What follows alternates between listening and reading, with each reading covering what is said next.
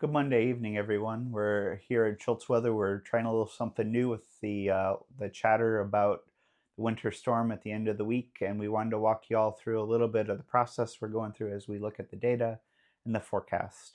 What we do know is tomorrow, Tuesday, will be cold but sunny, highs in the 40s. Another nice, decent day for January. Wednesday, we're expecting a little bit of rain starting in the afternoon, overnight into Thursday as another weak front moves through our region, giving us some light precip amounts, no real thunderstorms, no lightning expected at all. But really what the focus is on the end of the week.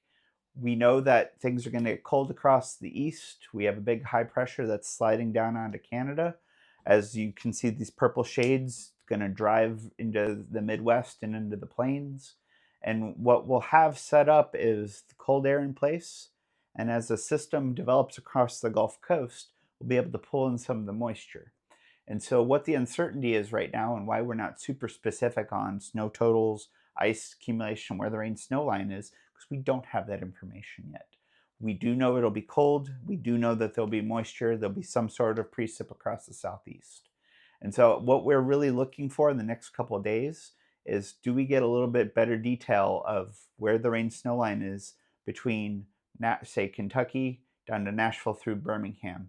That whole zone is wide open right now. We could, and you'll see in each of the model graphics that people are sharing, that rain snow line is going to shift up and down as the model tries to really hone in on the specific area. So for this example from this morning, we have a brand of snow that is progged to be right over North Alabama with some ice towards Coleman and areas southward.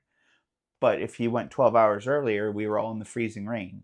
And so what we're slowly working towards is figuring out how, if we can narrow that corridor down from, say, Kentucky down to Birmingham, where that snow rain line will be and the freezing rain line, which ultimately is what we really care about, is determining each of those key ingredients given the impact that they can have to our area.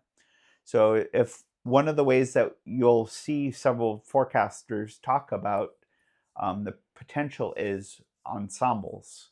And what these are is they're different flavors of model. There's two main models that we're using right now. One's called the GFS, which is an American model, and one's called the Euro, which is the European model. And both do really good at long range forecasts, up to 7 to 10 days. And so what the people are really showing right now are graphics like the one behind me, where it shows a probability.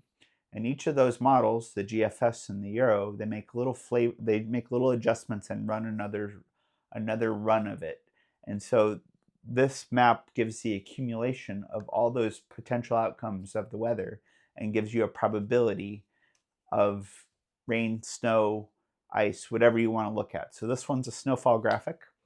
And what it's saying is that out of all the runs of what's the American model, the GFS, about 50% of them put at least 1 inch of snow across northern Alabama and southern middle Tennessee through Sunday. The Euro does something similar, but what we're looking for here in the next couple days is, does that probability increase?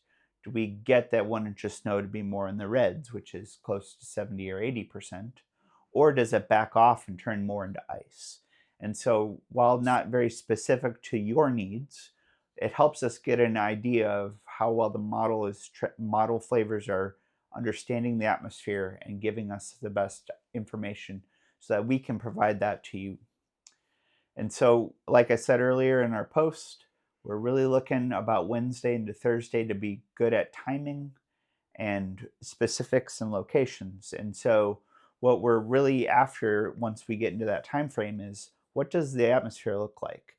Is it all snow, which is the stuff furthest on the light, where everything is so cold we just see snow? Do we have a layer of warm air that's sitting above the atmosphere or above the surface at about 1 mile that's melting that snow and making sleet?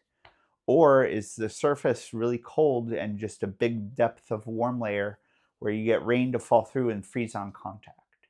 And so those are the three main scenarios we're looking at. They all have different impacts. They all will impact parts of the Southeast this weekend. And so we need to really we're going to work hard to hone in on as a community to figure out where these different parameters set up. And so what can you do now? And so one of the things that we are taking action here at the house is really finding where our chargers are. Do we have power banks in case the power goes out? Maybe a small generator. There's several different types out there, both gasoline and solar. Do we have enough water? Do we have our medications for not only ourselves but for our pets? And also, thinking about generator fuel, propane. So, if the power goes out, you can still use your grill. You can use, if you've got a propane grill or a Blackstone or something like that, you can still be able to function and provide warm food. And then really looking at where your drafts are in your windows. How can you really seal off some of the cold air that might be filtering through, keeping things as warm as possible? Because if the power does go out, you've really got to centralize your heat and keep your interior house as warm as possible. So with that, we'll continue to update over the next couple of days. Like I said, we're in the watching phase where we're looking at the trends in the models. We are trying to figure out, do the probabilities continue to increase for specific types of winter weather? Or are we just going to get plain old cold rain, which is looking less and less likely with each model run? However, we cannot give you that timing as accurately right now. We can't give you snowfall amounts. So just keep tuning back daily to ourselves, your favorite local media person, and especially the National Weather Service, so that you have the information you need to heading into the later half of this week, so that you're not caught off guard and as everyone rushes to the stores later this weekend if it does come to fruition. So with that, appreciate your time, and we'll talk to you soon.